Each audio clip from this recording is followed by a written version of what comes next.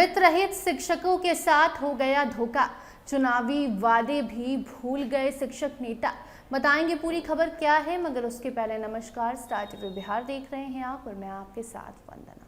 बिहार के हजारों वित्त रहित शिक्षकों और शिक्षकेतर कर्मचारियों के लिए एक बार फिर निराश करने वाली खबर सामने आई है। आपको बता दें कि लंबे वक्त से वेतन और अनुदान की मांग कर रहे शिक्षकों को फिलहाल कोई राहत नहीं मिली है।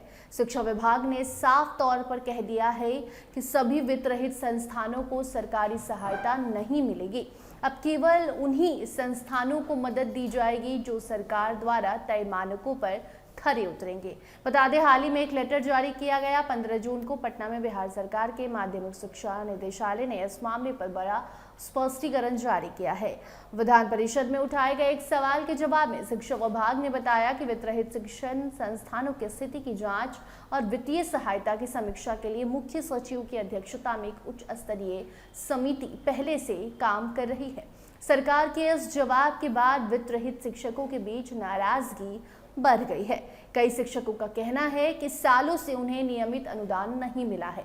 ऐसे में अब नई शर्तें लगाकर सरकार उनकी समस्याओं को और बढ़ा रही है।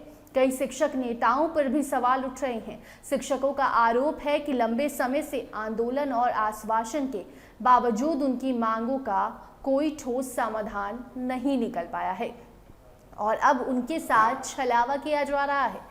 शिक्षा विभाग ने अपने जवाब में स्पष्ट किया है कि किसी भी संस्थान को सीधे सरकारी खजाने से पैसा नहीं दिया जाएगा। पहले सभी संस्थानों की जांच होगी।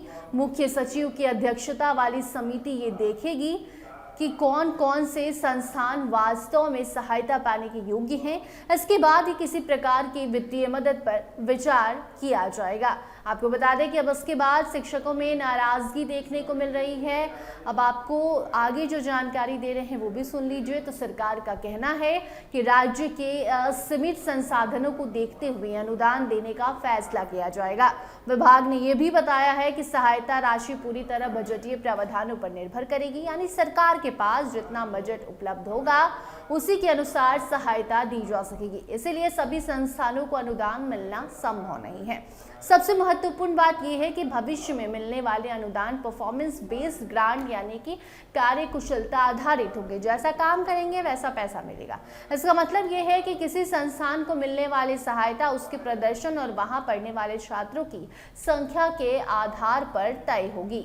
शिक्षा विभाग के अनुसार जिस स्कूल या कॉलेज में अधिक छात्र छात्राएं रहेंगे, नामांकित होंगे और परीक्षा में शामिल होंगे, उसी अनुपात में उस संस्थान के लिए राशि निर्धारित की जाएगी।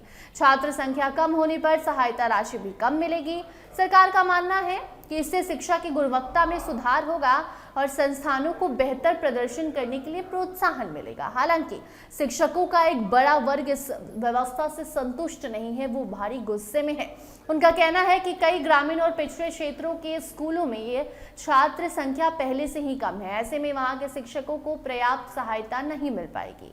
इससे उनकी आर्थिक स्थिति और कमजोर हो सकती है। वित्त रहित शिक्षकों का साफ कहना है कि वो सालों से शिक्षा व्यवस्था को संभाले हुए हैं, लेकिन उन्हें न तो नियमित वेतन मिलता है और न ही समय पर अनुदान। अब नई शर्तों के कारण उनकी उम्मीदों को एक और झटका लगा है। फिलहाल सभी की नजर मुख्य सचिव की अध्यक्षता वाली समिति की रिपोर्ट पर टिकी है। समिति की सिफारिशों के बाद ये तय होगा कि किन संस्थानों को सरकारी सहायता मिलेगी और किसको नहीं। तब तक बिहार के हजारों वित्त रहित शिक्षक और कर्मचारी अपने भविष्य को लेकर चिंता में हैं और सरकार से जल्द सकारात्मक निर्णय की उम्मीद कर रहे हैं। शिक्षक नेता भी इस पर बोले, इसका भी इंतजार किया जा रहा है। इस रिपोर्ट पर आपकी क्या राय है, कमेंट सेक्शन में जरूर बताइए। देखते रहिए स्टार टीवी बिहार। धन्यवाद।